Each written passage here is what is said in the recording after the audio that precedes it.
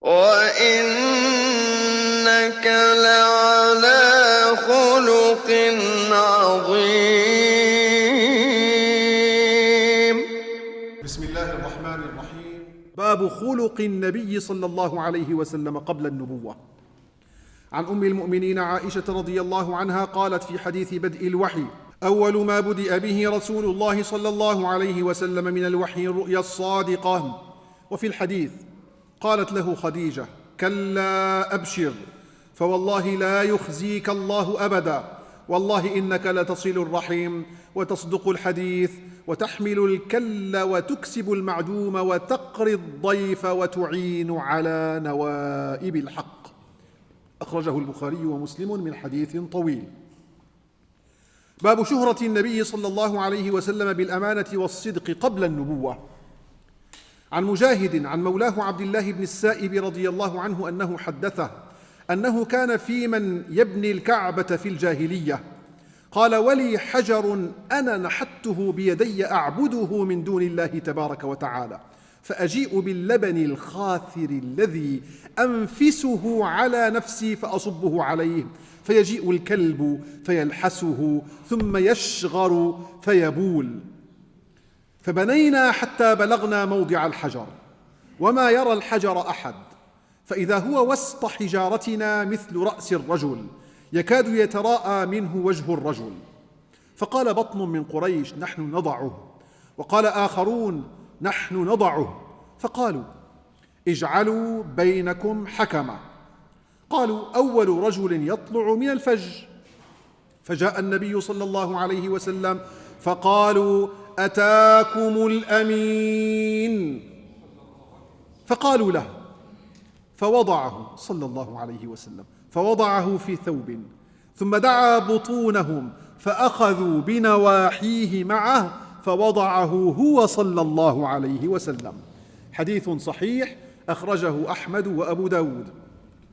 عن عبد الله بن عباس رضي الله عنهما قال: لما نزلت وأنذر عشيرتك الأقربين صعد النبي صلى الله عليه وسلم على الصفا فجعل ينادي: يا بني فهر، يا بني عدي، لبطون قريش حتى اجتمعوا، فجعل الرجل إذا لم يستطع أن يخرج أرسل رسولا لينظر ما هو، فجاء أبو لهب وقريش فقال: أرأيتكم لو أخبرتكم أن خيلا بالوادي تريد أن تغير عليكم أكنتم مصدقي؟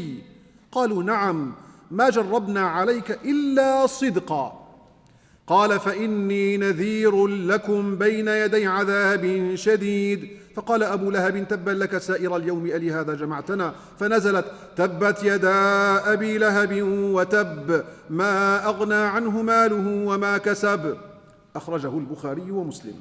عن عبد الله بن عباس رضي الله عنهما أن أبا سفيان بن حرب أخبره أن هرقل أرسل إليه في ركب من قريش وكانوا تجارا بالشام في المدة التي كان رسول الله صلى الله عليه وسلم ماد فيها أبا سفيان وكفار قريش، فأتوه وهم بإيلياء فدعاهم في مجلسه وحوله عظماء الروم، ثم دعاهم ودعا بترجمانه فقال: أيكم أقرب نسبا بهذا الرجل الذي يزعم أنه نبي؟ فقال أبو سفيان: فقلت: أنا أقربهم نسبا.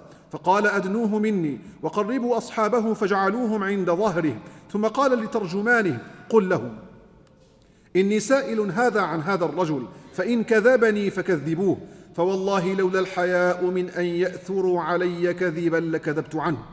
ثم كان أول ما سألني عنه أن قال: كيف نسبه فيكم؟ قلت: هو فينا ذو نسب. قال: فهل قال هذا القول منكم أحد قط قبله؟ قلت: لا. قال: فهل كان من آبائه من ملك؟ قلت: لا. قال: فأشراف الناس يتبعونه أم ضعفاؤهم؟ فقلت: بل ضعفاؤهم. قال: أيزيدون أم ينقصون؟ قلت: بل يزيدون. قال: فهل يرتد أحد منهم سخطة لدينه بعد أن يدخل فيه؟ قلت: لا. قال: فهل كنتم تتهمونه بالكذب قبل أن يقول ما قال؟ قلت: لا. قال: فهل يغدر؟ قلت: لا.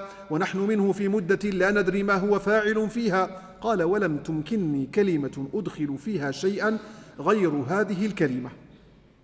قال: فهل قاتلتموه؟ قلت: نعم.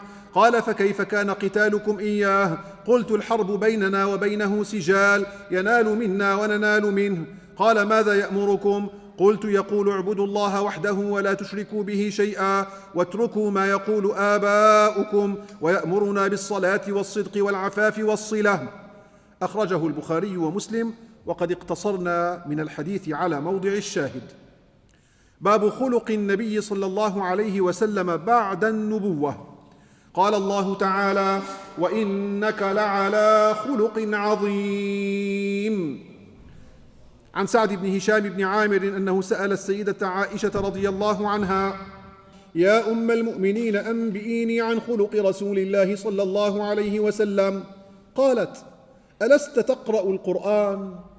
قلت: بلى. قالت: فإن خلق نبي الله صلى الله عليه وسلم كان القرآن. أخرجه مسلم وله بقية. عن خارجة بن زيد بن ثابت قال: دخل نفر على زيد بن ثابت رضي الله عنه فقالوا له: حدثنا أحاديث رسول الله صلى الله عليه وسلم. قال: ماذا أحدثكم؟ كنت جاره، فكان إذا نزل عليه الوحي بعث إلي فكتبته له، فكنا إذا ذكرنا الدنيا ذكرها معنا، وإذا ذكرنا الآخرة ذكرها معنا، وإذا ذكرنا الطعام ذكره معنا، فكل هذا أحدثكم عن رسول الله صلى الله عليه وسلم. أخرجه الترمذي في الشمائل. عن أم المؤمنين عائشة رضي الله عنها أنها قالت: لم يكن رسول الله صلى الله عليه وسلم فاحشا ولا متفحشا ولا صخابا في الأسواق ولا يجزي بالسيئة السيئة، ولكن يعفو ويصفح. أخرجه أحمد والترمذي وابن حبان. عن أم المؤمنين عائشة رضي الله تعالى عنها قالت: ما ضرب رسول الله صلى الله عليه وسلم بيده شيئا قط إلا أن يجاهد في سبيل الله، ولا ضرب خادما ولا امرأة. أخرجه مسلم وأبو داود والترمذي في الشمائل. عن الحسن بن علي عليهما السلام قال: قال الحسين: سألت أبي عن سيرة النبي صلى الله عليه وسلم في جلسائه، فقال: كان رسول الله صلى الله عليه وسلم دائم البشر، سهل الخلق، لين الجانب، ليس بفظ ولا غليظ ولا صخاب ولا فحاش ولا عياب ولا مشاح، يتغافل عما لا يشتهي ولا يؤيس منه راجيه ولا يخيب فيه. قد ترك نفسه من ثلاث: المراء والإكثار وما لا يعنيه. وترك الناس من ثلاث: كان لا يذم أحدا ولا يعيبه ولا يطلب عورته، ولا يتكلم إلا فيما رجا ثوابه، وإذا تكلم أطرق جلساؤه كأنما على رؤوسهم الطير، فإذا سكت تكلموا، لا يتنازعون عنده الحديث، ومن تكلم عنده أنصتوا له حتى يفرغ. حديثهم عنده حديث أولهم، يضحك مما يضحكون منه ويتعجب مما يتعجبون منه، ويصبر للغريب على الجفوة في منطقه ومسألته، حتى إن كان أصحابه ليستجلبونهم، ويقول: إذا رأيتم طالب حاجة يطلبها فأرفدوه. ولا يقبل الثناء إلا من مكافئ، ولا يقطع على أحد حديثه حتى يجوز فيقطعه بنهي أو قيام. أخرجه الترمذي في الشمائل. عن أنس بن مالك رضي الله عنه قال: كنت أمشي مع رسول الله صلى الله عليه وسلم وعليه برد نجراني غليظ الحاشية، فأدركه أعرابي فجبذه بردائه جبذة شديدة، حتى نظرت إلى صفحة عاتق رسول الله صلى الله عليه وسلم قد أثرت بها حاشية البرد من شدة جبذته، ثم قال: يا محمد، مر لي من مال الله الذي عندك. فالتفت إليه رسول الله صلى الله عليه وسلم ثم ضحك، ثم أمر له بعطاء. أخرجه البخاري ومسلم. عن أم المؤمنين عائشة رضي الله عنها قالت: قال رسول الله صلى الله عليه وسلم: إني لأعلم إذا كنت عني راضية وإذا كنت علي غضبا. فقلت: من أين تعرف ذلك؟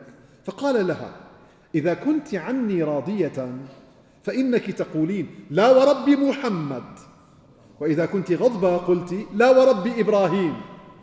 قلت: أجل والله يا رسول الله، ما أهجر إلا اسمك. أخرجه البخاري ومسلم.